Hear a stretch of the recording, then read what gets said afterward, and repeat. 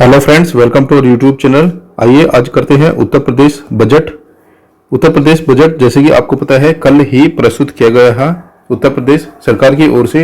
आइए देखते हैं बजट में कौन कौन से इम्पोर्टेंट फैक्ट्स को ऐड किया गया है, कौन कौन सी नई स्कीम्स चलाई गई है उत्तर प्रदेश सरकार की ओर से, जो कि उत्तर प्रदेश के किसी भी अपकमिंग एग्जाम के लिए काफी इंपॉर्टेंट होने वाली है। सो फ्रेंड्स, वीडियो थोड़ी बड़ी हो सकती है लेकिन इसको कंप्लीट देखना, आपको काफी फैक्ट्स इस वीडियो में देखने को मिलेंगे।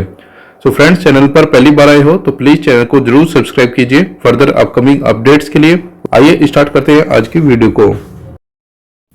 सो फ्रेंड्स, ये वो बजट डॉक्यूमेंट है जो उत्तर प्रदेश के वित्त मंत्री सुरेश खन्ना जी की ओर से प्रस्तुत किया गया है विधानसभा में। आइए देखते हैं सत्र 23-24 के बजट में जो महत्वपूर्ण तथ्य दिए गए हैं वो कौन कौन से हैं जो आगामी परीक्षाओं के लिए महत्वपूर्ण हैं। सबसे पहले तो बताया गया है उत्तर प्रदेश 24 करोड़ की देश की सर्वाधिक जनसंख्या वाला राज्य है। तो आगामी परीक्षाओं के लिए एक फैक्ट यहाँ पर मिल चुका है आपको। यदि जनसंख्या उत्तर प्रदेश की पूछी गई तो आप यहाँ पर 24 करोड़ बताओगे। आगे बताया गया है भारत का सबसे बड़ा उपभोक्ता व श्रम बाजार भी उत्तर प्रदेश को माना गया है। देश की जीडीपी में लगभग 8% का रहा है। वर्ष 21-22 में प्रदेश की राज्य सकल घरेलू उत्पाद यानी कि एसजीडीपी लगभग 16.8% की वृद्धि की गई। देश की विकास दर से अधिक रही है, ठीक है।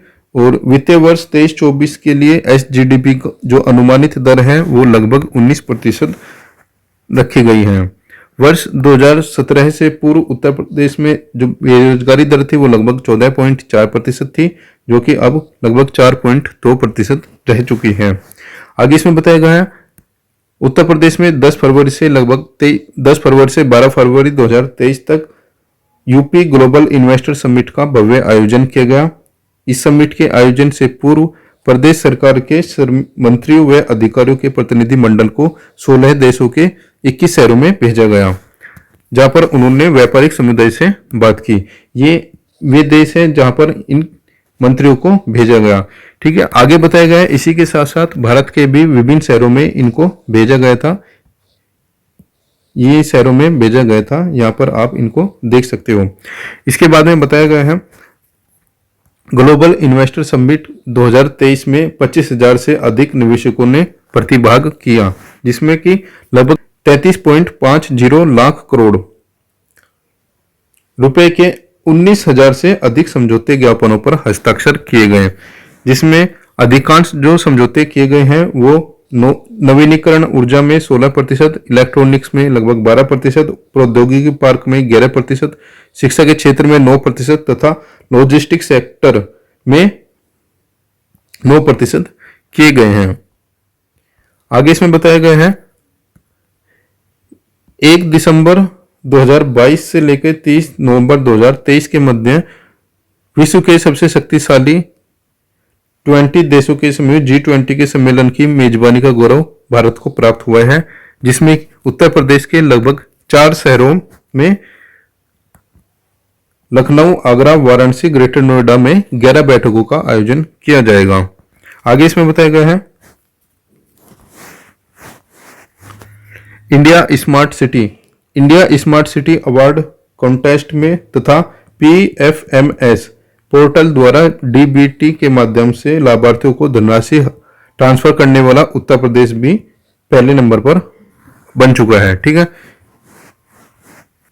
आगे बताया गया है दुग्ध उत्पादन, गन्ना उत्पादन, चीनी उत्पादन, एथेनॉल की उत्पादन में उत्तर प्रदेश का प्रथम स्थान वहां पर दिया गया है।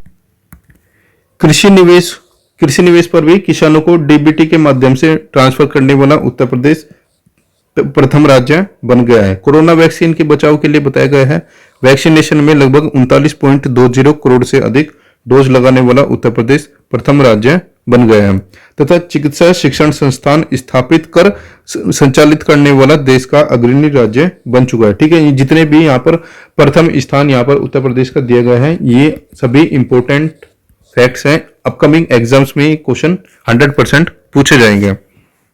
आगे इसमें बताया गया है भारत सरकार द्वारा स्टार्टअप रैंकिंग के तहत उत्तर प्रदेश को इंस्पायरिंग लीडर, ठीक है, इंस्पायरिंग लीडर के रूप में सम्मानित किया गया है। उत्तर प्रदेश कौशल विकास नीति को लागू करने वाला प्रथम राज्य बन गया है। ठीक है। अटल पेंशन के अंतर्गत पंजीकरण करने में उत्तर प्रदेश का प्रथम स्थान है, यहां पर भी प्रथम स्थान। आगे बताया गया है हमारी सरकार द्वारा प्रदेश के लगभग 46,22,000 गन्ना किसानों को वर्ष 2017 से अब तक 1,96,000 करोड़ रुपए से अधिक का रिकॉर्ड गन्ना भुगतान किया गया है, जो कि वर्ष 2012 से 17 की अवधि में किए गए गन्ना भुगतान 95,125 करोड़ से लगभग 86,728 करोड़ रुपए अधिक है। ठीक है, ये कंपैरिजन यहां पर आप याद रख सकते हो। आगे इसमें बताया गया है गन्ना उत्पादकता में। ठीक है, गन्ना उत्पादकता में 1,08,75 टन प्रति हेक्टेयर की वृद्धि। ठीक है, 1,08,75 टन प्रति हेक्टेयर की वृद्धि। ठीक है, वृद्धि से किसानों की आय में औसतन 349 रुपये प्रति क्विंटल की दर से 34,656 रुपये प्रति हेक्टेयर की वृद्धि हुई। ठीक है, प्रति हेक्टेयर पर 34,656 रुपये की वृद्धि हुई। इसके अतिरिक्त गन्ने से अलग क्या हुआ, अंततः फसली जो खेती होती है उसके कृषकों को भी लगभग आय में 25% तक की वृद्धि हुई। आगे बताया गया है रबी विपणन वर्ष 22-23 में। ठीक है, 22-23 का डाटा यहाँ पर दिया गया है। अब यहाँ पर बताया गया है 2,000 रुपये प्रति कुंतल गेहूं का न्यूनतम समर्थन मूल्य निर्धारित किया गया था 22-23 में, और इस वर्ष के दौरान 87,991 किसानों से लगभग 33.36 लाख मैट्रिक टन गेहूं खरीदा गया और किसानों को लगभग 675 करोड़ रुपए का भुगतान किया गया डीबीटी के माध्यम से। आगे इसमें बताया गया है खरीफ के लिए 22-23 के अंतर्गत भारत सरकार द्वारा कॉमन श्रेणी हेतु 2,040 रुपए, ठीक है, तथा ग्रेड ए हेतु 2,060 रुपए प्रति कुंतल मूल्य निर्धारित किया गया है। अद्यतन 62.66 लाख मैट्रिक टन धान क्रय किया गया। ठीक है, सरकार ने 62.66 लाख टन धान को क्रय किया, जिसके सापेक्ष सीधे किसानों के खाते में लगभग 10.3 लाख किसानों के खाते में 12,000 करोड़ रुपए भेजे गए। ठीक है, इसमें आप सिंपली ये डाटा जो दिए गए हैं ये आप इसमें याद रखोगे, क्योंकि ये डाटा पीसीएस लेवल या फिर आरओ लेवल पर डायरेक्ट क्वेश्चन यहाँ पर पूछे जाएंगे। आगे दिया गया है प्रधानमंत्री किसान सम्मान निधि योजना। इसके अंतर्गत वर्ष 22-23 में 51,639.68 करोड़ रुपए से अधिक धनराशि डीबीटी के माध्यम से किसानों के खाते में भेजी गई। आगे इसमें बताया गया है महिलाओं के लिए और बालिकाओं के लिए क्या किया गया है। मुख्यमंत्री कन्या सुमंगल योजना। ठीक है, मुख्यमंत्री कन्या सुमंगला योजना जो जारी की गई थी, इसके लाभार्थियों को 15,000 रुपए की धनराशि से लाभान्वित किया जा रहा है। वित्तीय वर्ष 23-24 हेतु 1,050 करोड़ रुपए की व्यवस्था की गई है। आगे बताया गया है अन्य पिछड़ा वर्ग के निर्धन व्यक्तियों की पुत्रियों की शादी के लिए 150 करोड़ रुपए बजट में दिए गए हैं। ग्रामीण महिलाओं के स्वावलंबी बनाने के लिए महिला सामर्थ्य योजना के अंतर्गत वर्ष 2023-24 में लगभग 63 करोड़ रुपए प्रस्तावित हैं। निराश्रित विधवाओं के भरण पोषण अनुदान योजना के लिए लगभग 4,032 करोड़ रुपए प्रस्तावित है। आगे इसमें बताया गया है प्रदेश में नियमित टीकाकरण के अंतर्गत अक्टूबर 2022 तक 95% बच्चों का टीका लगाया जा चुका है। मिशन इंद्रधनुष के अंतर्गत 36,82,000 से अधिक बच्चे व 10,31,000 से अधिक गर्भवती माताओं का टीकाकरण किया गया। ये यहाँ पर एक फैक्ट के रूप में पूछा जा सकता है। ठीक है, मिशन इंद्रधनुष के अंतर्गत आगे बताया गया है महिलाओं के लिए 3 महिला पीएसी बटालियन का गठन किया जा रहा है। युवाओं के लिए आगे बताया गया है स्वामी विवेकानंद युवा सशक्तिकरण योजना के अंतर्गत वर्ष 2023-24 के लिए बजट जो दिया गया है वो 3,600 करोड़ रुपए दिए गए हैं, जो कि स्मार्टफोन और टैबलेट की वितरण के लिए हैं। आगे बताया गया है उत्तर प्रदेश स्टार्टअप नीति 2020 के अंतर्गत कृषि, चिकित्सा व स्वास्थ्य, ऊर्जा, खादी, शिक्षा, पर्यटन, परिवहन आदि क्षेत्रों में स्टार्टअप को बढ़ावा दिया जा रहा है। प्रदेश में लगभग 50 इंक्यूबेटर तथा 7200 स्टार्टअप कार्यरत हैं। नीति के अंतर्गत पीजीआई लखनऊ, आईआईटी कानपुर तथा नोएडा परिसर में आर्टिफिशियल इंटेलिजेंस के क्षेत्र में परिचालन प्रारंभ किया गया। आर्टिफिशियल इंटेलिजेंस का परिचालन कहाँ कहाँ पर किया गया है, ये आपको यहाँ पर याद रखना होगा। आगे इसमें बताया गया है इनक्यूबेटर को बढ़ावा देने के लिए तथा स्टार्टअप के लिए सीड फंड हेतु 1000 करोड़ रुपए की व्यवस्था की गई है। सीड फंड, ठीक है, ये सीड फंड के लिए 1000 करोड़ के लिए। उत्तर प्रदेश सूचना प्रौद्योगिकी एवं स्टार्टअप नीति हेतु 60 करोड़ रुपए की व्यवस्था की गई है। ग्रामीण क्षेत्रों में युवा उद्यमों को एग्रीटेक स्टार्टअप की स्थापना के लिए प्रोत्साहित करने के उद्देश्य से एग्रीकल्चर एक्सीलेटर फंड के लिए 20 करोड़ रुपए, ठीक है। रोजगार के लिए यहां पर बताया गया है मनरेगा योजना के अंतर्गत वित्तीय वर्ष 22-23 में अब तक लगभग 26,29,000 मानव दिवस सृजित कर प्रदेश द्वारा देश में प्रथम स्थान प्राप्त किया गया है। राष्ट्रीय ग्रामीण आजीविका मिशन के अंतर्गत वित्तीय वर्ष 22-23 में अब तक 1,07,000 स्वयं सहायता समूह का गठन किया गया है, जो कि 81,283 स्वयं सहायता समूह को रिवॉल्विंग फंड प्रदान करते हुए 3,497 स्वयं सहायता समूह को सामुदायिक निवेश निधि उपलब्ध कराई गई है। ये इतना इंपॉर्टेंट नहीं है, ये यहाँ पर इंपॉर्टेंट फैक्ट है, याद रखना होगा। एक जनपद एक उत्पाद वित्त पोषण योजना, ठीक है, वित्त पोषण योजना अंतर्गत 1,35,000 से अधिक व्यक्तियों को रोजगार प्राप्त हुआ। एक जनपद एक उत्पाद प्रशिक्षण व टूल किट वितरण योजना के अंतर्गत अब तक 83,473 से अधिक हस्तलिपियों पारंपरिक कारीगरों को प्रशिक्षण व टूल किट वितरण किया गया। विश्वकर्मा श्रम सम्मान योजना के अंतर्गत 1,73,000 से अधिक लाभार्थियों को लाभान्वित किया गया। आगे बताया गया है मुख्यमंत्री युवा स्वरोजगार योजना के अंतर्गत 17,147 लाभार्थी लाभान्वित हो चुके हैं तथा रोजगार के 1,37,000 से अधिक अवसर सृजन हुए हैं। उत्तर प्रदेश कौशल विकास मिशन के अंतर्गत इसमें बताया गया 6 वर्षों में 12,50,000 से अधिक युवाओं को विभिन्न प्रकार के अल्पकालिक प्रशिक्षण कार्यक्रम में पंजीकृत किया गया।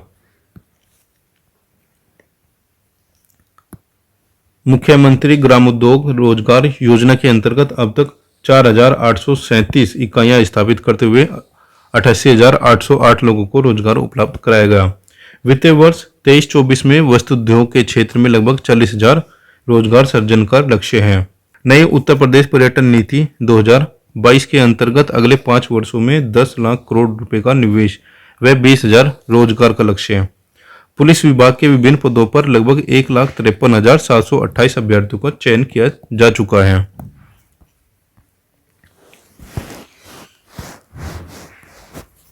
अब ये सिक्योरिटी से रिलेटेड कुछ स्कीम्स यहाँ पर बताई गई है। अब यहाँ पर बताया गया है वृद्धावस्था या फिर किसान पेंशन योजना वित्तीय वर्ष 23-24 में लगभग 7,248 करोड़ रुपए बजट में प्रस्तावित है। दिव्यांग पेंशन योजना के अंतर्गत लगभग 1,120 करोड़ रुपए की व्यवस्था प्रस्तावित है। कुष्ठावस्था पेंशन योजना हेतु 42 करोड़ रुपए की व्यवस्था की गई है। आगे इसमें बताया गया है प्रधानमंत्री स्वनिधि योजना के अंतर्गत देश में सर्वाधिक 10.33 लाख से अधिक पथ विक्रेताओं को 1,190 करोड़ 49 लाख रुपए का ऋण वितरित करते हुए उत्तर प्रदेश ऋण वितरण में देश में प्रथम स्थान पर रहा। राष्ट्रीय खाद्य सुरक्षा अधिनियम के तहत प्रधानमंत्री गरीब कल्याण अन्न योजना के फेज 3, 4 व फेज 5 में 81.25 लाख मैट्रिक टन खाद्य निःशुल्क वितरित किया गया। ठीक है, कितना? इतना।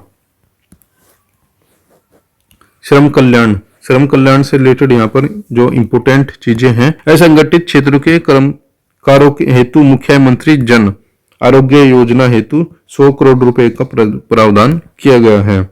असंगठित क्षेत्रों के कर्मकारों के संचालित हेतु मुख्यमंत्री दुर्घटना बीमा योजना के लिए 12 करोड़ रुपए।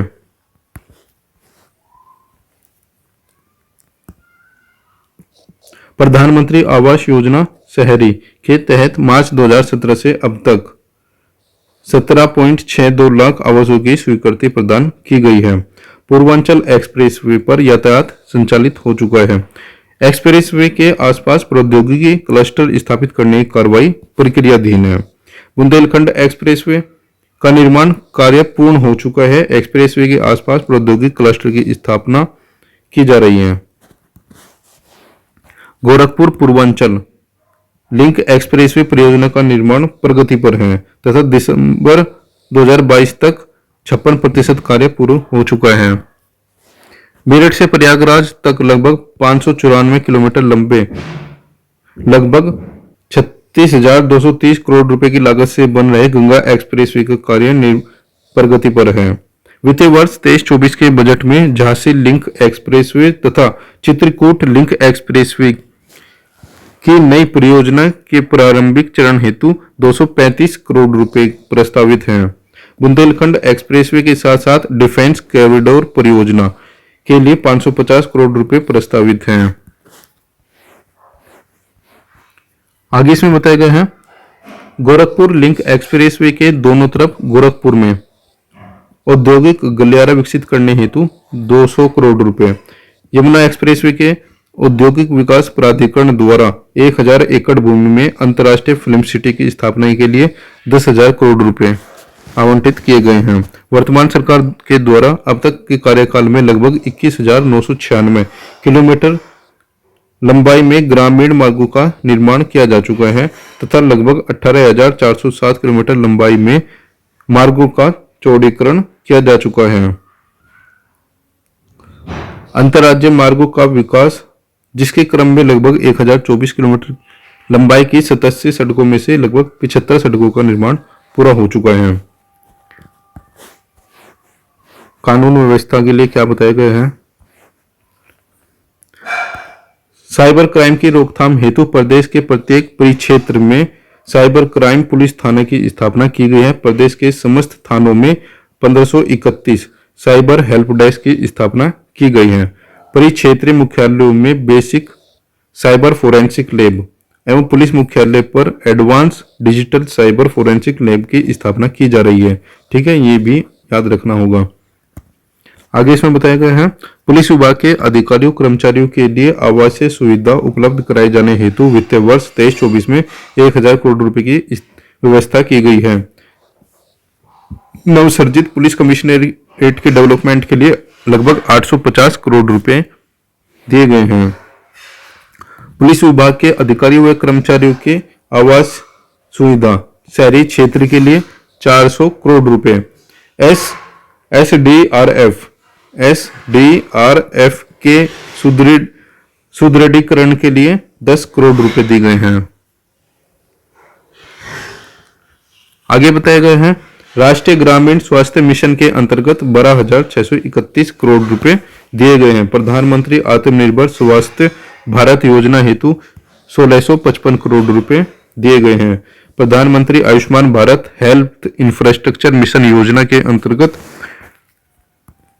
Wellness centre, critical care unit, जनपदों में इंटीग्रेटेड पब्लिक हेल्थ लैब की स्थापना, national centre for disease control का सुदृढ़ीकरण, हेल्थ इंफॉर्मेशन के विस्तार के लिए पोर्टल की स्थापना तथा इमरजेंसी ऑपरेशन सेंटर एवं मोबाइल यूनिट हॉस्टल की स्थापना आदि के लिए लगभग 1547 करोड़ रुपए की व्यवस्था की गई है। आयुष्मान भारत प्रधानमंत्री जन आरोग्य योजना के अंतर्गत इसमें बताया गया योजना के अंतर्गत लगभग 2.34 लाख करोड़ से अधिक लाभार्थी पंजीकृत हो चुके हैं, जिसमें कि लाभार्थी के परिवार को प्रतिवर्ष 5 लाख रुपए तक की निःशुल्क चिकित्सा सुविधा दी जा रही है और इसके लिए लगभग 400 करोड़ रुपए प्रस्तावित हैं। आगे इसमें बताया गया है भारत सरकार द्वारा उप स्वास्थ्य केंद्रों व प्राथमिक स्वास्थ्य केंद्रों को क्रमबद्ध तरीके से क्रियाशील हेल्थ एंड वेलनेस सेंटर में परिवर्तित किया जा रहा है। इस कन्वर्जन के लिए 15वें वित्त आयोग की सिफारिश के अनुसार 407 करोड़ रुपए का अनुमोदन किए गए हैं। प्रधानमंत्री मातृत्व वंदना योजना के लिए 320 करोड़ रुपए का बजट प्रस्तावित है। आयुष्मान भारत मुख्यमंत्री जन आरोग्य योजना के लिए 250 करोड़ रुपए, सामुदायिक स्वास्थ्य केंद्रों के लिए उपकरणों के क्रय हेतु 100 करोड़ रुपए, प्राथमिक सामुदायिक स्वास्थ्य केंद्रों के सुदृढ़ीकरण के लिए 15 करोड़ रुपए। चिकित्सा शिक्षा, प्रदेश सरकार द्वारा प्रत्येक जिले में एक मेडिकल कॉलेज की स्थापना किए जाने का लक्ष्य निर्धारित किया गया है। ठीक है, इसके लिए बताया गया है एक जनपद एक मेडिकल कॉलेज योजना का नाम रखा गया है। 45 जिलों में मेडिकल कॉलेज बनाए जा चुके हैं, 14 जनपदों में निर्माणाधीन है और असेवित 16 जनपदों में पीपीपी मॉडल के आधार पर बनाई जा रही हैं। आगे बताया गया है 14 नए मेडिकल कॉलेज की स्थापना की गई है। वे संचालन हेतु 2491 करोड़ 39 लाख रुपए की व्यवस्था की गई है। असाध्य रोगों की चिकित्सा हेतु 100 करोड़ रुपए की व्यवस्था की गई है। Uttar Pradesh institute of pharmaceutical research and development की स्थापना के लिए 20 करोड़ रुपए की व्यवस्था की गई है। सभी शासित चिकित्सा महाविद्यालयों में नर्सिंग कॉलेजों की स्थापना हेतु 26 करोड़ रुपए की व्यवस्था की गई है। प्रदेश में स्थित सरकारी व निजी क्षेत्र के मेडिकल कॉलेजों में चिकित्सा विश्वविद्यालयों में एमबीबीएस की सीटों में लगभग 8,528 सीटें उपलब्ध कराई गई हैं। ठीक है, अब उत्तर प्रदेश में लगभग 8,528 सीटें एमबीबीएस की हो चुकी हैं। अब इसमें बताया गया है 2022-23 में पीजी, ठीक है, मेडिकल पीजी की जो कुल सीटें यहाँ पर बताई गई हैं वो है 2,847। प्रदेश में राजकीय पैरामेडिकल कॉलेज की संख्या 19 से बना दी गई है, जो कि पहले 17 थी, और निजी क्षेत्र के स्कूलों की संख्या लगभग 351 287 से अब कर दी गई है। आगे बताया गया है राजकीय मेडिकल कॉलेज मेरठ, प्रयागराज व केजीएमयू लखनऊ में डायबिटिक रेटिनोपैथी की स्थापना की गई है। राम मनोहर लोहिया संस्थान लखनऊ में एडवांस न्यूरोसाइंस केंद्र का कार्य प्रगति पर है। ठीक है, एडवांस न्यूरोसाइंस, ठीक है, ये यहाँ पर इंपोर्टेंट रहेगा। आगे दिया गया है अवस्थापना व औद्योगिक विकास। औद्योगिक विकास के दौरान क्या बताया गया है? औद्योगिक विकास में बताया गया है कि पूर्वांचल एक्सप्रेसवे, बुंदेलखंड एक्सप्रेसवे के किनारे 6 स्थानों पर औद्योगिक निर्माण, ठीक है, निर्माण संकुल बनाने का निर्णय लिया गया है। इनमें से 4 संकुल पूर्वांचल एक्सप्रेस के किनारे तथा 2 बुंदेलखंड एक्सप्रेसवे के किनारे बनाए जाने प्रस्तावित है। आगे बताया गया है प्रदेश में फार्मा पार्कों की स्थापना व विकास के लिए 25 करोड़ रुपए की व्यवस्था की गई है। लघु एवं मध्यम उद्योग तथा निर्यात प्रोत्साहन के लिए कृषि विपणन सुविधाओं हेतु पुलों व सड़कों के कार्यों के लिए 3,473 करोड़ रुपए की व्यवस्था की गई है। ग्रामीण क्षेत्रों की सड़कें हेतु 1,525 करोड़ रुपए की व्यवस्था की गई है। आगे बताया गया है रेल उपरगामी, ठीक है, ओवरब्रिज जो होते हैं रेल के लिए, इनके निर्माण हेतु 1,700 करोड़ रुपए व अन्य सेतुओं के लिए 1,850 करोड़ रुपए प्रस्तावित हैं। प्रमुख अन्य जिला मार्गों के चौड़ीकरण व सुदृढ़ीकरण तथा नए कार्य हेतु 2,538 करोड़ 80 लाख रुपए प्रस्तावित हैं। सड़क निधि से सड़कों के अनुरक्षण हेतु 3,000 करोड़ रुपए तथा निर्माण हेतु 2,500 करोड़ रुपए की व्यवस्था प्रस्तावित है। आगे सिंचाई के लिए क्या बताया गया है बजट में? सिंचाई क्षेत्र के लिए उत्तर प्रदेश का कुल भौगोलिक क्षेत्रफल 240.9 लाख 3 हेक्टेयर है। ये इंपोर्टेंट है, एग्जाम्स में पूछा जाएगा, जो वनडे एग्जाम, छोटे एग्जाम होते हैं, जिसमें लगभग 188.4 लाख हेक्टेयर भूमि कृषि योग्य है। इसमें से 165.42 लाख हेक्टेयर क्षेत्रफल ही कृषि कार्य होता है। प्रदेश में 75,090 किलोमीटर लंबी नहर प्रणालियां, ठीक है। पॉइंट नंबर 1, 34,316 राजकीय नलकूप, 29 पंप नहर, 252 लघु डाल नहरें एवं 59 जलाशयों में लगभग 99 लाख हेक्टेयर क्षेत्र में सिंचाई की जाती है। ये डाटा आपको याद रखना होगा जो ग्रामीण परिवेश से जुड़े हुए एग्जाम्स हैं उनके लिए, जैसे कि वीडियो या फिर लेखपाल वगैरह के लिए। आगे बताया गया है मध्य गंगा परियोजना, कचनौदा बांध के अवशेष कार्यों की परियोजना, सहजांद बांध स्प्रिंकलर परियोजना, लखेरी बांध परियोजना आदि परियोजनाओं के पूर्ण होने से लगभग 1.62 लाख हेक्टेयर अतिरिक्त सिंचन क्षमता सर्जित होगी। सिंचन मतलब सिंचाई क्षमता, जिसके लिए लगभग 4.26 लाख कृषक लाभान्वित होंगे।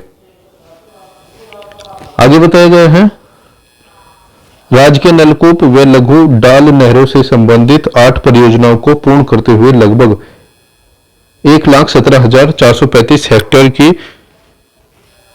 सिंचाई क्षमता की पुनर्स्थापना कर लगभग 83,055 कृषक परिवारों को लाभान्वित किया गया है। प्रदेश के विभिन्न 62 जनपदों में 2100 नवीन राजकीय नलकूपों का निर्माण परियोजना आगामी 2 वर्षों में परियोजना के समस्त कार्यों को पूर्ण करते हुए लगभग 1.05 हेक्टेयर सिंचन क्षमता के सर्जन का लक्ष्य है और जिससे लगभग 1,03,000 कृषक परिवार लाभान्वित होंगे। ठीक है, ये आपको यहाँ पर ये याद रखना होगा। आगे बताया गया है प्रदेश के लगभग 30 जनपदों के डार्क जोन में स्थित 569 असफल राजकीय नलकूपों का पुनर्निर्माण परियोजना के लिए आगामी 2 वर्षों में परियोजना कार्य कंप्लीट करने के लिए लगभग 56.90 हेक्टेयर सिंचन क्षमता की पुनर्स्थापना का लक्ष्य है, जिसके लिए लगभग 39,800 कृषक परिवार लाभान्वित होंगे। वित्तीय वर्ष 23-24 में बाढ़ नियंत्रण व जल निकासी हेतु लगभग 2,803 करोड़ रुपए की बजट प्रस्तावित है। अब ये कुछ इंपोर्टेंट फैक्ट्स। सिंचाई परियोजना के लिए लगभग 5,332 करोड़ 50 लाख रुपए, मध्य सिंचाई परियोजना के लिए 2,220 करोड़ 20 लाख रुपए तथा लघु सिंचाई परियोजनाओं के लिए 3,400 करोड़ रुपए की व्यवस्था की गई है। ये आपको याद रखने होंगे फैक्ट। आगे नमामि गंगे व ग्रामीण जलापूर्ति के लिए वर्ष 23-24 में जल जीवन मिशन के अंतर्गत 25,350 करोड़ रुपए की बजट व्यवस्था प्रस्तावित है। वर्ष 23-24 तक इन परियोजना के अंतर्गत प्रदेश के समस्त 2.26 करोड़ घरों में क्रियाशीलता गृह नल संयोजन प्रदान किया जाएगा। ठीक है,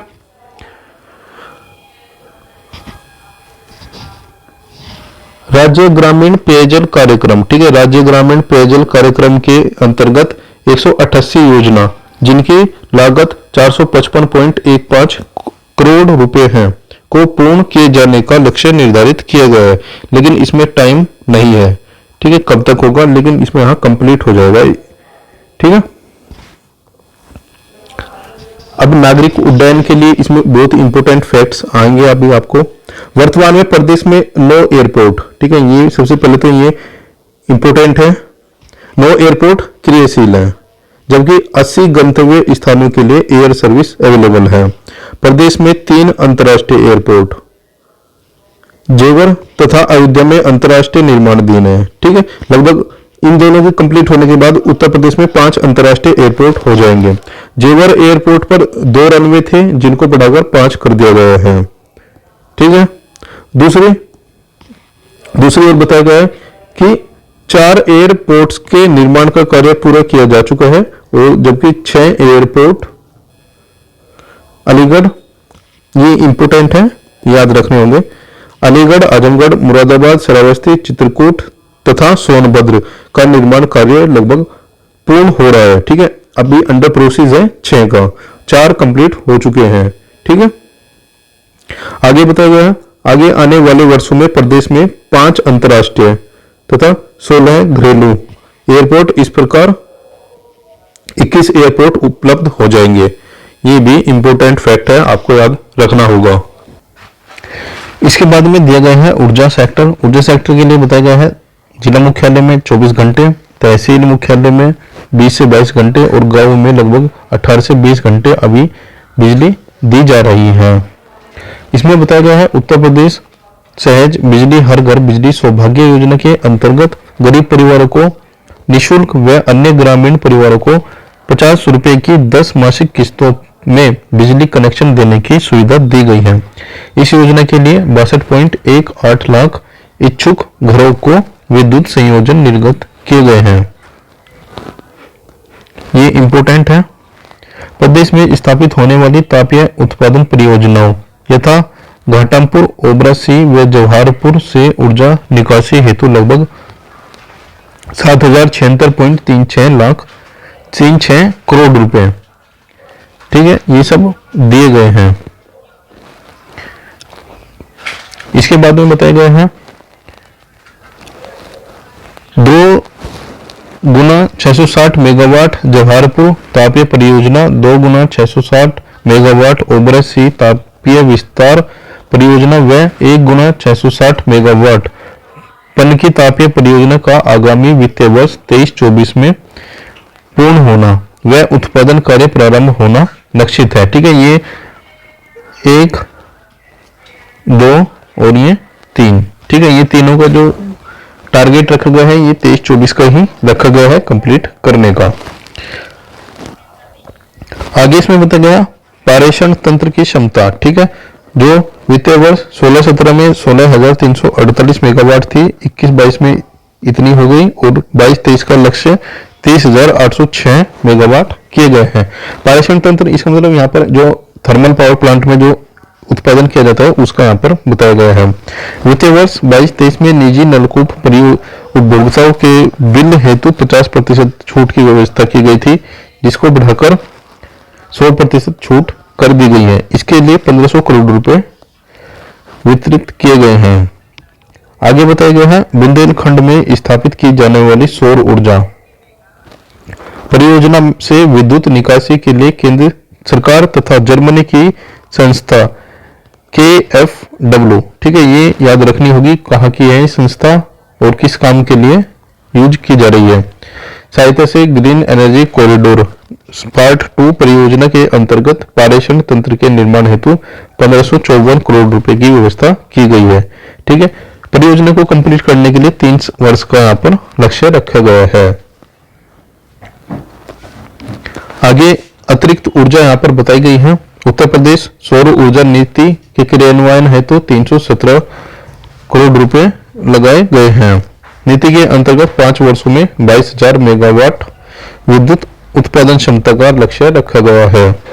आगे इसमें बताया गया है उत्तर प्रदेश राज्य जैव ऊर्जा नीति 2022 के क्रियान्वयन हेतु 45 करोड़ रुपए की व्यवस्था की गई है। ठीक है, प्रदेश में लघु सीमांत कृषकों को सिंचाई हेतु अनुदान पर सोलर पंप स्थापित कर लाभान्वित किया गया है। इस योजना के लिए 29,652 सोलर पंपों की स्थापना कराई जा चुकी है। प्रदेश के विभिन्न ग्रामों के गरीब परिवारों के घरों पर प्रकाश पंखे व मोबाइल चार्जिंग की सुविधा हेतु 1.93 लाख सोलर पावर पैक संयंत्रों की स्थापना कराई गई है। आगे बताई गई है आवास परियोजना शहरी प्रधानमंत्री आवास योजना शहरी के लिए 76 परियोजनाओं में लगभग 48,277 भवन निर्मित किए जा रहे हैं। इनमें से 22,718 पूर्ण किए जा चुके हैं, बचे हुए 2023 मार्च तक कंप्लीट करा लिए जाएंगे। आगे इसमें बताया गया है लखनऊ विकास क्षेत्र तथा प्रदेश के समस्त विकास प्राधिकरणों के विकास क्षेत्र तथा नगर क्षेत्र में अवस्थापना सुविधाओं का विकास तथा वाराणसी व अन्य शहरों में रोपवे सेवा के लिए 150 करोड़ रुपए की व्यवस्था, कानपुर मेट्रो के लिए 585, आगरा मेट्रो के लिए 465 करोड़ रुपए, दिल्ली गाजियाबाद RTR के लिए 1,306 करोड़ रुपए प्रस्तावित है।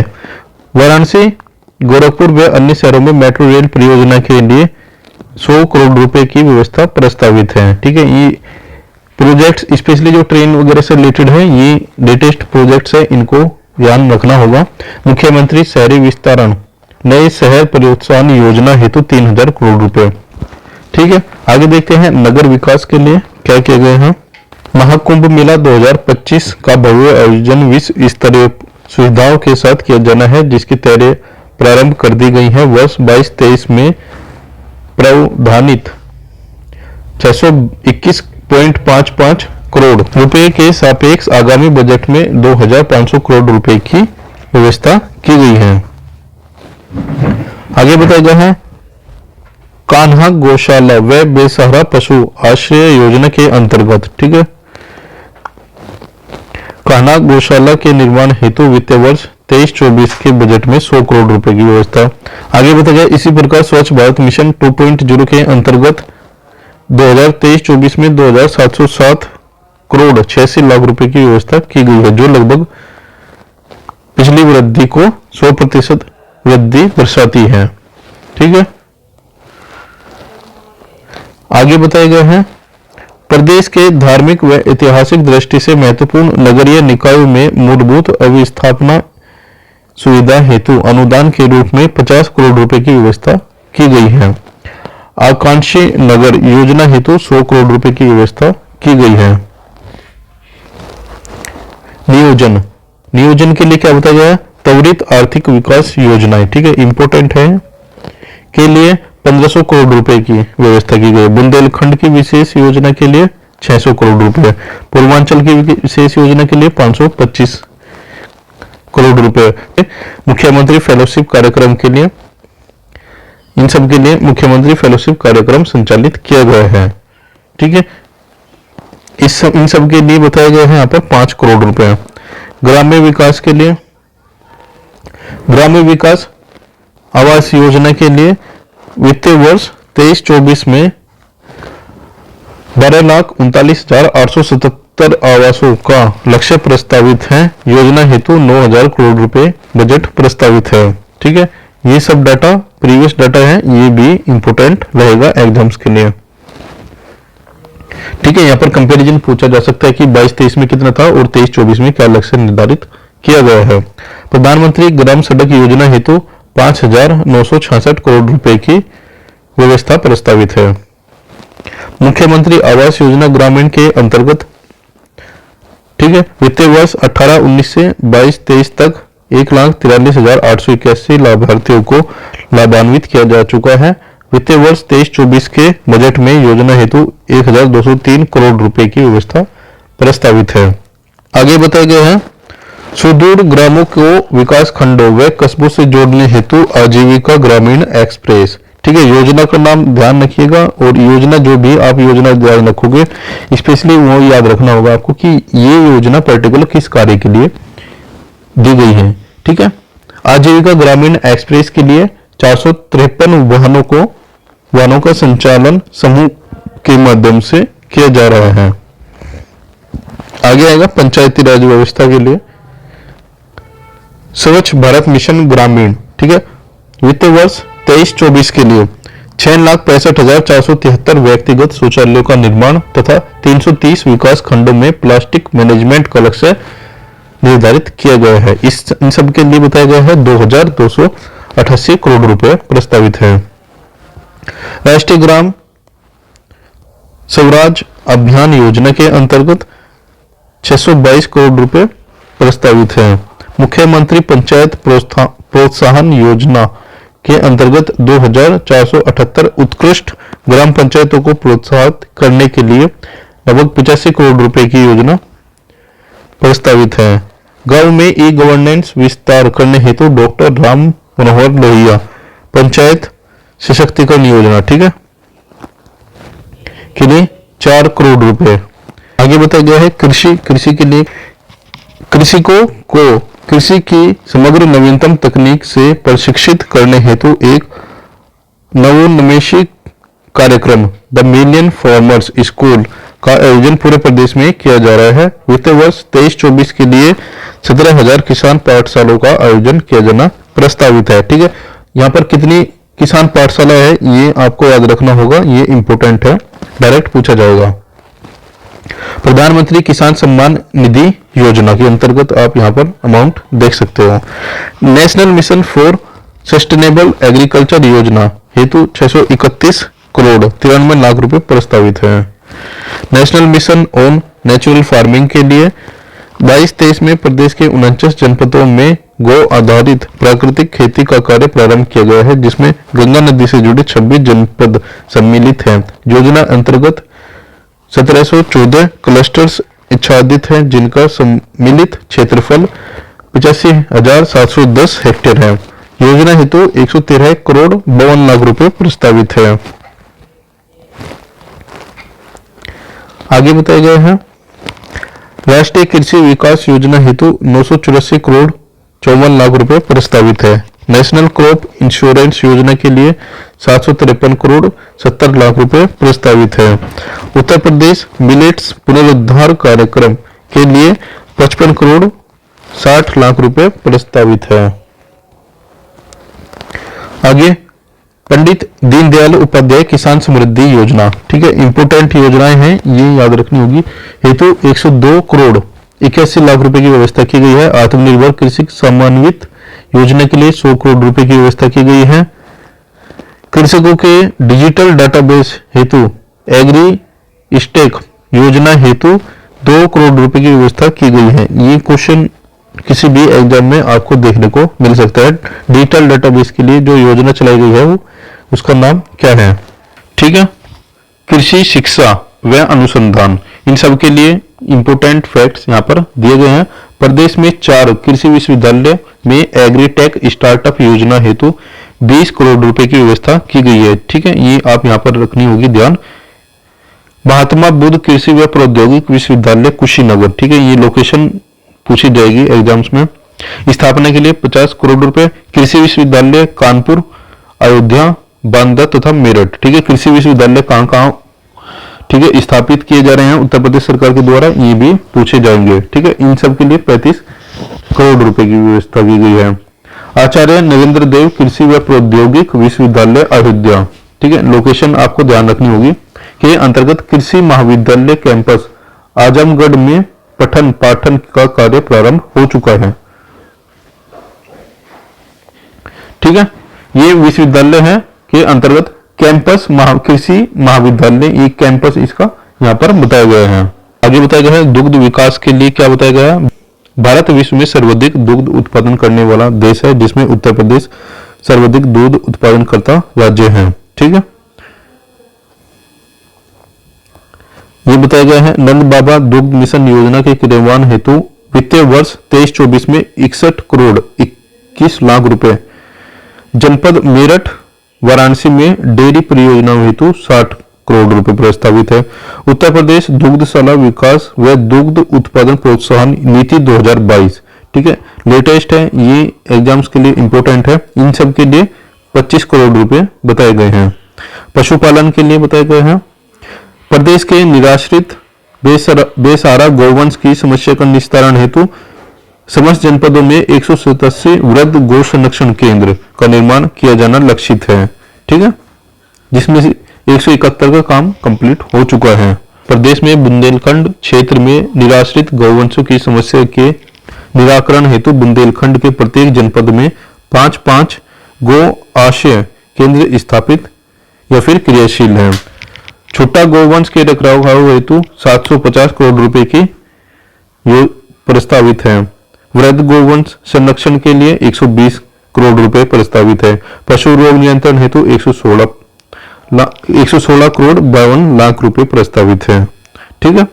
मत्स्य उत्पादन के लिए क्या बताया गया, प्रधानमंत्री मत्स्य संपदा योजना के अंतर्गत होलसेल फिश मार्केट के लिए 257 करोड़ 50 लाख प्रस्तावित है। मुख्यमंत्री मत्स्य संपदा योजना अंतर्गत 10 करोड़ रुपए प्रस्तावित है। निषाद राज बोट सब्सिडी योजना अंतर्गत 5 करोड़ रुपए प्रस्तावित है। आगे बताया गया सहकारिता के लिए रासायनिक उर्वरकों के अग्रिम भंडारण हेतु 175 करोड़ रुपए। जिला सहकारी बैंकों के वित्तीय सुदृढ़ीकरण हेतु 100 करोड़ रुपए प्रस्तावित है, ठीक है, इंपोर्टेंट है।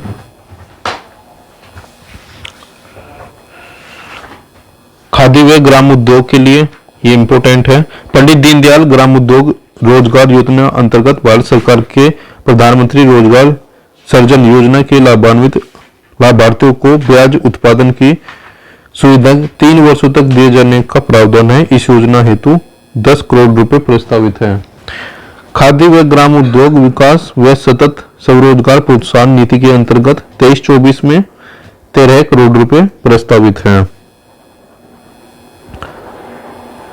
हथकरघा व वस्त्र उद्योग के लिए प्रदेश में 2.58 लाख पावरलूम कार्यरत है, ठीक है, जिसके माध्यम से 5.5 लाख पावरलूम बुनकर अपनी जीविका उपार्जन कर रहे हैं। इसके लिए बताया गया है उत्तर प्रदेश टेक्सटाइल एंड गारमेंटिंग पॉलिसी 2022 प्रख्यापित की गई है, ठीक है। इसके लिए 150 करोड़ रुपए प्रस्तावित है। गारमेंटिंग नीति के लिए 175 करोड़ रुपए। प्रदेश के पावरलूम बुनकरों को रियायती दरों पर विद्युत उपलब्ध कराई जा रही है। इसके लिए 345 करोड़ रुपए। मुख्यमंत्री पावरलूम उद्योग विकास योजना अंतर्गत 20 करोड़ रुपए, ठीक है। मुख्यमंत्री बुनकर सोलर ऊर्जा योजना के लिए 10 करोड़ रुपए। झलकारी बोई कोरी हथकरघा व पावरलूम विकास योजना के लिए 18 करोड़ रुपए प्रस्तावित है। आईटी व इलेक्ट्रॉनिक्स के लिए बताया गया है वित्तीय वर्ष 21-22 में पायलट प्रोजेक्ट के रूप में प्रदेश के युवाओं के तकनीकी सशक्तिकरण के लिए जो योजना चलाई गई थी, इसके योजना अंतर्गत टैबलेट स्मार्टफोन का 5 वर्षों में वितरण किए जाने का, ठीक है, 2 करोड़ टैबलेट का वितरण करना था निर्धारित लक्ष्य किया गया है। योजना के लिए 3600 करोड़ रुपए दिए गए हैं। उत्तर प्रदेश इलेक्ट्रॉनिक्स विनिर्माण नीति के क्रियान्वयन हेतु 401 करोड़ रुपए। उत्तर प्रदेश सूचना औद्योगिकी व स्टार्टअप नीति के लिए 60 करोड़ रुपए प्रस्तावित है। आगे है बेसिक शिक्षा। समग्र शिक्षा अभियान हेतु 20,255 करोड़ रुपए की व्यवस्था की गई है। ऑपरेशन कायाकल्प के लिए लगभग 1,000 करोड़ रुपए बताए गए हैं, जिसमें स्मार्ट विद्यालय में कन्वर्ट कराए जाएंगे जो बेसिक शिक्षा परिषद के विद्यालय हैं। पीएम श्री योजना के लिए 510 करोड़ रुपए की व्यवस्था की गई है। ग्राम पंचायत व वार्ड स्तर पर डिजिटल लाइब्रेरी बनाने के लिए लगभग 300 करोड़ रुपए की व्यवस्था की गई है। गरीबी रेखा के ऊपर के लगभग 28 लाख छात्र छात्राओं को निःशुल्क यूनिफॉर्म वितरण के लिए 50 करोड़ रुपए। कक्षा 1 से 8 तक अध्ययनरत लगभग 2 करोड़ छात्र छात्राओं के लिए निःशुल्क स्वेटर जूता मोजा उपलब्ध कराने के लिए 650 करोड़ रुपए। स्कूल बैग के लिए लगभग 350 करोड़ रुपए, ठीक है। और निःशुल्क व अनिवार्य बाल शिक्षा अधिकार अधिनियम 2009 के अंतर्गत अलाभित समूह व दुर्बल वर्ग के बच्चों को वित्तीय वर्ष 23-24 में प्रवेश के लिए 40 करोड़ रुपए। माध्यमिक शिक्षा के लिए बताया गया है केंद्र सरकार की पीएम श्री योजना के लिए 500 करोड़ रुपए, डिजिटल लाइब्रेरी के लिए 300 करोड़ रुपए। समग्र शिक्षा अभियान के अंतर्गत विभिन्न कार्यक्रमों के संचालन हेतु 1003 करोड़ रुपए प्रस्तावित है। राजकीय माध्यमिक विद्यालयों में विभिन्न अव्यवस्था सुविधा के विकास हेतु प्रोजेक्ट अलंकार योजना अंतर्गत 500 करोड़ रुपए। संस्कृत विद्यालयों की परिसंपत्तियों के सर्जन हेतु 100 करोड़ रुपए। आगे बताया गया है उच्च शिक्षा के लिए क्या बताया गया है। प्रदेश में उच्च शिक्षा के उद्देश्यों की पूर्ति हेतु वर्तमान में 19 राज्य विश्वविद्यालय, 1 मुक्त विश्वविद्यालय, 1 डीम्ड विश्वविद्यालय, 30 निजी विश्वविद्यालय, 172 राजकीय महाविद्यालय, 331 सहायता प्राप्त अशासकीय महाविद्यालय व 7,372 संवर्ग पोषित महाविद्यालय संचालित हैं, ठीक है। ये डाटा आप याद रख सकते हो। नेक रैंकिंग में लखनऊ व गोरखपुर विश्वविद्यालय को A++ श्रेणी प्राप्त हुई है, ठीक है, ये इंपॉर्टेंट है। इसी प्रकार KGMU को भी नेक रैंकिंग में A+ श्रेणी प्राप्त हुई है। मदन मोहन मालवीय तकनीकी विश्वविद्यालय गोरखपुर को A श्रेणी प्राप्त हुई है। भारत में प्रथम बार किसी कृषि विश्वविद्यालय को नेक रैंकिंग प्रदान हुई है और यह श्रेय उत्तर प्रदेश के कानपुर ऊर्जा कृषि विश्वविद्यालय को गया है। ठीक है, ये इंपॉर्टेंट है। ठीक है, क्योंकि फर्स्ट रैंकिंग जारी की गई है और फर्स्ट रैंकिंग ही उत्तर प्रदेश के कानपुर कृषि विश्वविद्यालय को प्राप्त हुई है। प्रदेश के निजी विश्वविद्यालयों में से एमिटी विश्वविद्यालय को ए श्रेणी तथा शारदा विश्वविद्यालय, गलगोटिया विश्वविद्यालय एवं GLA विश्वविद्यालय को A+ श्रेणी प्राप्त हुई है। ठीक है, ये वैसे इतना इंपॉर्टेंट नहीं है, लेकिन आप ये याद यहां पर जरूर रखोगे ये पॉइंट। प्रदेश में प्रथम बार 11 विश्वविद्यालयों द्वारा नेशनल इंस्टीट्यूशनल रैंकिंग की तैयारी कर सहभाग लिया गया है। ठीक है, 4 विश्वविद्यालय विश्व स्तरीय रैंकिंग हेतु QIS रैंकिंग में भाग ले रहे हैं। विंध्याचल धाम मंडल में मां विंध्यवासिनी राज्य विश्वविद्यालय की स्थापना के लिए 500 करोड़ रुपए। ठीक है, इंपोर्टेंट। देवी पाटन मंडल में मां पाटेश्वरी देवी राज्य विश्वविद्यालय की स्थापना के लिए 500 करोड़ रुपए की व्यवस्था। मुरादाबाद मंडल में राज्य विश्वविद्यालय की स्थापना के लिए 50 करोड़ रुपए। ग्राम पंचायत व वार्ड स्तर पर डिजिटल लाइब्रेरी, ये 3 बार रिपीट हो चुका है। प्राविधिक शिक्षा के लिए, ठीक है, इसमें इतना कुछ खास नहीं है। ठीक है, ये यहाँ पर आप देख सकते हो, राजकीय इंजीनियरिंग कॉलेज गोंडा, बस्ती, प्रतापगढ़ तथा मिर्जापुर में कक्षाओं के संचालन हेतु, ठीक है, ये इतने करोड़ रुपए बताए गए। कौशल विकास मिशन के अंतर्गत प्रशिक्षण कार्यक्रम के हेतु 150 करोड़ रुपए। मुख्यमंत्री शिक्षित प्रशिक्षण योजना के लिए 70 करोड़ रुपए। ठीक है, खेल के लिए, अब खेल के लिए क्या है, ये इंपोर्टेंट है। खेलो इंडिया यूनिवर्सिटी गेम के लिए 30 करोड़ रुपए के प्रस्तावित है। राष्ट्रीय व अंतर्राष्ट्रीय प्रतियोगिता में भाग लेने वाले विजेता खिलाड़ियों को पुरस्कार के लिए 15 करोड़ रुपए। खेल विकास कोष की स्थापना के लिए 25 करोड़ रुपए। जनपद मेरठ में मेजर ध्यानचंद खेल विश्वविद्यालय, ठीक है, इंपोर्टेंट। स्थापना किए जाने के संबंध में त्वरित गति से कार्रवाई के लिए 3000 करोड़ रुपए प्रस्तावित है। सहारनपुर, फतेहपुर व बलिया में स्पोर्ट्स कॉलेज, ठीक है, ये इंपोर्टेंट है, आगामी परीक्षाओं में डायरेक्ट पूछा जाएगा। ठीक है, अब आगे बताया गया है संस्कृति व धर्मार्थ कार्य।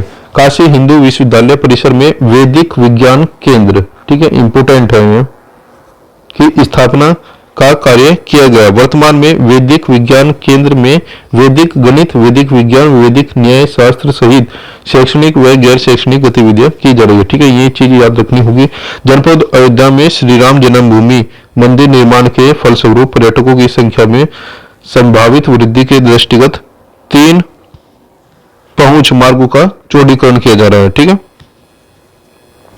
जनपद मिर्जापुर, ठीक है, जनपद मिर्जापुर में प्रसिद्ध मां विंध्यवासिनी देवी मंदिर, मां अष्टभुजी देवी मंदिर व काली खोह मंदिर को जीर्णोद्धार व सौंदर्यीकरण कराए जाने तथा त्रिकोणीय परिक्रमा पथ को विकसित किए जाने का कार्य गतिमान है। ठीक है, ये मंदिर जहां जहां है, ये इनकी लोकेशन ध्यान रखनी होगी।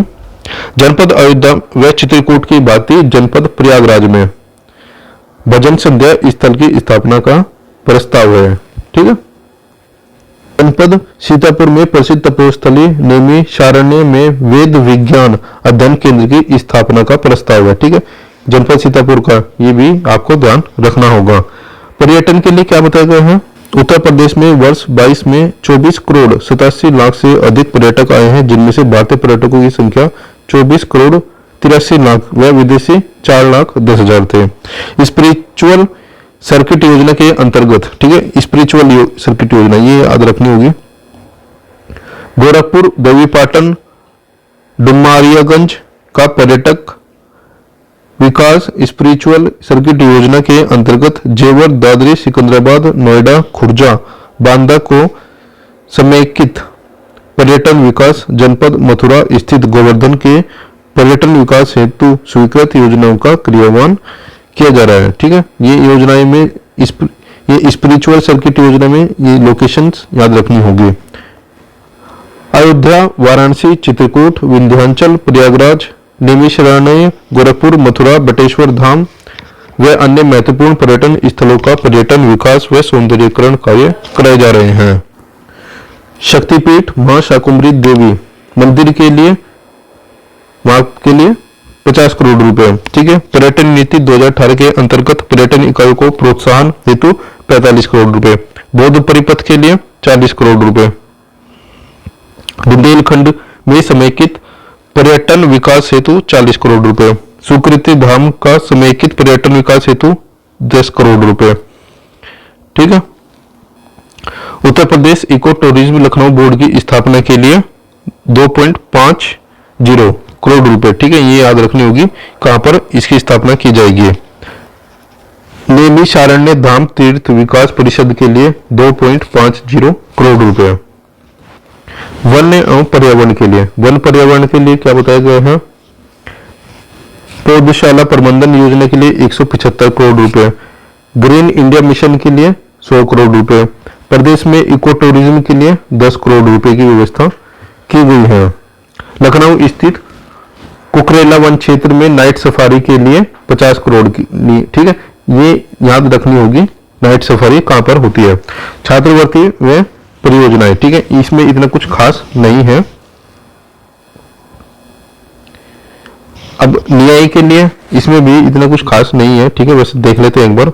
नवसर्जित जनपदों में पायलट प्रोजेक्ट के आधार पर न्यायालय परिसर के निर्माण के लिए 700 करोड़ रुपए। सरकार के शीर्ष प्राथमिकता में सम्मिलित राष्ट्रीय विधि विश्वविद्यालय, ये इंपॉर्टेंट है। ठीक है। इसके लिए ये ध्यान रखनी होगी कहां पर है। इसके लिए 103 करोड़ रुपए।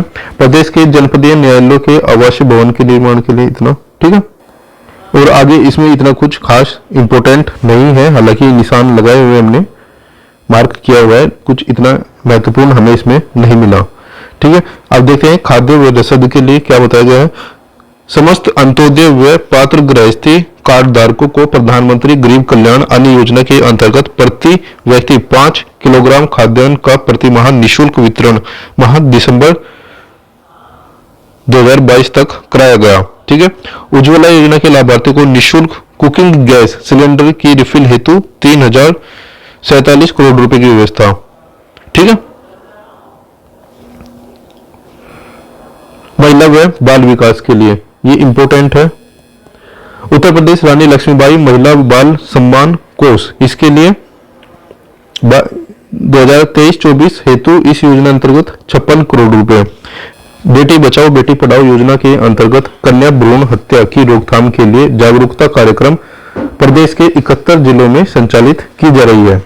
उत्तर प्रदेश ग्रामीण आजीविका मिशन, ठीक है, द्वारा स्थापित पुष्ट आहार उत्पादन इकाइयों व नेफेड के माध्यम से टेक होम राशन, ठीक है, ये देख सकते हो आप, के रूप में 6 माह से 6 वर्ष की आयु के बच्चों, गर्भवती महिलाओं व धात्री माताओं को अनुपूरक पुष्ट आहार का वितरण किया जा रहा है। इस प्रोजेक्ट के लिए 23-24 का जो बजट है इसमें बताए गए हैं 291 करोड़ रुपए। आंगनवाड़ी कार्यकर्तियों के लिए 25 करोड़ रुपए की व्यवस्था की गई है। श्रम रोजगार के लिए बताया गया है कक्षा 6 से कक्षा 12 तक अध्ययन हेतु अटल आवासीय विद्यालय निर्माणाधीन है। ठीक है, कहां कहां, ये प्रत्येक राजस्व मंडल में। ठीक है,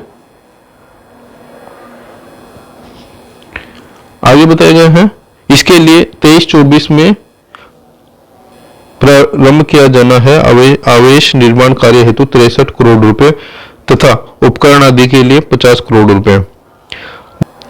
आगे बताया गया है महात्मा गांधी पेंशन योजना। ठीक है, इसमें बताया गया है प्रत्येक पात्र निर्माण श्रमिक जो 60 वर्ष की आयु पूर्ण कर व पूर्ववर्ती कम से कम 10 वर्षों तक लाभार्थी के रूप में सदस्य बना रहता है को प्रति माह 1000 रुपए की दर से पेंशन देय होगी। ठीक है, राजस्व में बताया गया है उत्तर प्रदेश के कृषकों की दुर्घटनावश मृत्यु दिव्यांगता की स्थिति में मुख्यमंत्री कृषक दुर्घटना कल्याण योजना 14 सितंबर 2019 से लागू है। इस योजना के अंतर्गत दुर्घटनावश मृत्यु दिव्यांगता की दशा में अधिकतम 5 लाख रुपए दिए जाने का प्रावधान है। इसके लिए 750 करोड़ रुपए प्रस्तावित है। प्रदेश में वर्ष 2022 में बाढ़ व अतिवृष्टि से हुई फसल क्षति की सापेक्ष 21 दिसंबर 2022 तक 6.68 लाख कृषकों को 261.42 करोड़ रुपए कृषि निवेश अनुदान का वितरण किया जा चुका है। ठीक है, आगे देखते हैं राजकोषीय सेवाएं। ठीक है, राजकोषीय सेवाएं में क्या हुआ है। राज्य वस्तु व सेवा कर तथा मूल्य समृद्धि कर। राज्य वस्तु व सेवा कर तथा मूल्य समृद्धि कर से राजस्व संग्रह का लक्ष्य 1,50,000 करोड़ रुपए निर्धारित किए गए हैं। ठीक है, आबकारी शुल्क का संग्रहालय 58,000 करोड़ रुपए निर्धारित किए गए हैं। स्टाम्प व पंजीकरण का शुल्क 34,560 करोड़ रुपए निर्धारित किया गया है। वाहन कर के लिए 12,662 करोड़ रुपए निर्धारित किए गए लक्ष्य। ठीक है, वित्तीय वर्ष के बजट अनुमान 2023-24। ठीक है, अब 2023-24 के बजट में जो अनुमान लगाए गए हैं वो देखते हैं। प्रस्तुत बजट का आकार 6,90,242 करोड़ 43 लाख रुपए, ठीक है, का है। ये इंपोर्टेंट है, बजट पूछा जाएगा ही कितने रुपए का था प्रस्ताव। ठीक है, 6,90,242 करोड़, ठीक है, और 43 लाख, 6,90,242 करोड़ 43 लाख रुपए का। ठीक है, बजट में 32,781 करोड़ 96 लाख रुपए की नई परियोजनाएं सम्मिलित हैं। ठीक है, ये इंपोर्टेंट। अब कुल प्राप्तियां जो हुई हैं उत्तर प्रदेश सरकार को, अब देखते हैं। कुल प्राप्तियां 6,83,292 करोड़ 74 लाख रुपए अनुमानित है। कुल प्राप्तियों में 5,70,865 करोड़ 66 लाख रुपए की राजस्व प्राप्तियां, ठीक है, ये राजस्व प्राप्तियां हो गई, तथा 1,12,427 करोड़ 8 लाख रुपए की पूंजीगत प्राप्तियां सम्मिलित है। राजस्व प्राप्तियों में कर राजस्व का अंश 4,45,871 करोड़ 59 लाख रुपए है। इसमें से वे का कर राजस्व 2,62,643 करोड़ रुपए 2,62,643 करोड़ रुपए तथा केंद्रीय करों में राज्य का अंश 1,83,237 करोड़ 59 लाख रुपए सम्मिलित है। ठीक है, अब ये तो होगी जो प्राप्तियां हुई थी। ठीक है, एक किस्म से आप बोल सकते हो, आप बोल सकते हो जो इनकम्स यहाँ पर हुई है गवर्नमेंट की। अब गवर्नमेंट ने जो इन्वेस्ट किया है वो यहाँ पर देख सकते हो। कुल व्यय हुआ है, खर्चा हुआ है 6,90,242 करोड़ 43 लाख रुपए का। कुल व्यय में 5,02,354 करोड़ 1 लाख रुपए राजस्व लेखों का व्यय है तथा 1,87,888 करोड़ 42 लाख रुपए पूंजी लेख का व्यय है। समेकित निधि के लिए क्या बताया गया है। समेकित निधि की प्राप्तियों से कुल व्यय घटाने के पश्चात 6,949 करोड़ 59 लाख रुपए का घाटा अनुमानित है। राजस्व घाटा इतने का अनुमानित है। लोकलेखा अकाउंट्स, लोकलेखा में 5,500 करोड़ रुपए की शुद्ध प्राप्तियां अनुमानित है। समस्त लेन देन का शुद्ध परिणाम, ठीक है, समस्त लेन देन होने के बाद जो शुद्ध परिणाम होगा वो क्या होगा, 1,449 करोड़ 59 लाख रुपए का ऋणात्मक, ठीक है, अनुमानित है।